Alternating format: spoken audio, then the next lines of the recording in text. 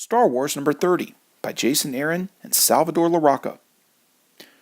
Luke is confronted by an older Garro who accuses him of coming back to the planet at the behest of his master. As Garro once considered himself Yoda's master as well, he tells Luke that the older Jedi ruined the planet. He sends Shard of Stone into Luke's back and completes the story. Yoda held the stone giant's foot in place with the Force while the child army is discouraged that he's not already crushed. They use the Force and he pushes back. Finally the foot comes down and the children, including Garro, celebrate. Suddenly a small plume of smoke appears, as well as a green lightsaber blade, and the foot steps up. Impossible, the children say, until they realize the Jedi is not alone. Not so dead this world is. The giants never died. They were just sleeping.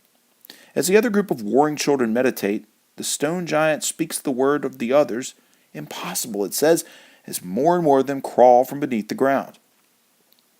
Walking towards the children, one of them orders them to kill the little frogman. But Yoda says there will be no killing today, only learning, and painful will these lessons be. It's during the telling of this story that Garro realizes Luke doesn't actually know the story. He pulls his blaster and is quickly relieved of it. Garro tells him that once the children met Yoda, they realized they weren't alone in the universe, and slowly they all built ships and left, leaving the world to die. Now they're all gone, and Garro plans to use Luke to finish the war. Luke doesn't see it that way and refuses to fight Garro before again he stabs him with one of his flying arrows. Back to Yoda's story, he disarms all of the children of spears and such, and they all run away until only one is left, Garro. He tells them that since Garro once taught him to speak with the stone, now he must listen to his own teachings. Put down the spears and end this war. But in the present, Garro realizes that by killing the Jedi, it's the only way to end it. Luke tells him that to look around, the war's already over.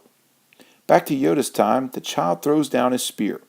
The warring factions of children reconcile as the stone giants live in peace, and Garro walks to the caves. In the present, what's left of the stone people hides behind Luke as he uses his blade to deflect Garro's arrows. Realizing that Luke is right, he turns and walks away. He grabs a hold of the mountain and says that it's time for the final lesson, for Yoda. He disappears into the rock. Back in the past, Yoda returns to his ship and leaves, keeping the secret for generations and only telling Obi-Wan to pass on the lesson that he's learned.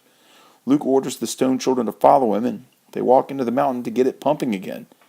The issue wraps with the Dagobah system where Yoda stands. Find him soon, Luke shall. And with that, this issue comes to an end.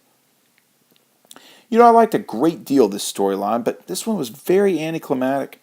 It could have been built up and ended on a much higher tone, but for some reason it felt rushed and jumbled. Maybe it's just me. Either way, for the merits, Jason Aaron still knows how to tell a great story. The art is phenomenal, and what the creators of this book can do still has endless possibilities. I give this one a 7 out of 10 and look forward to the next one. If you like this video, there's hundreds more like it, spanning several current and classic story arcs. Click the boxes here for more playlists. This video is also accompanied by my blog at nerdiestkidyouknow.blogspot.com or nerdiestkidyouknow.com. You can also follow links to my Facebook, Instagram, or Twitter, as well as a link to this very issue for sale in my eBay store by clicking below. For the Nerdiest Kid You Know, I'm Sam Torito. Thanks for watching.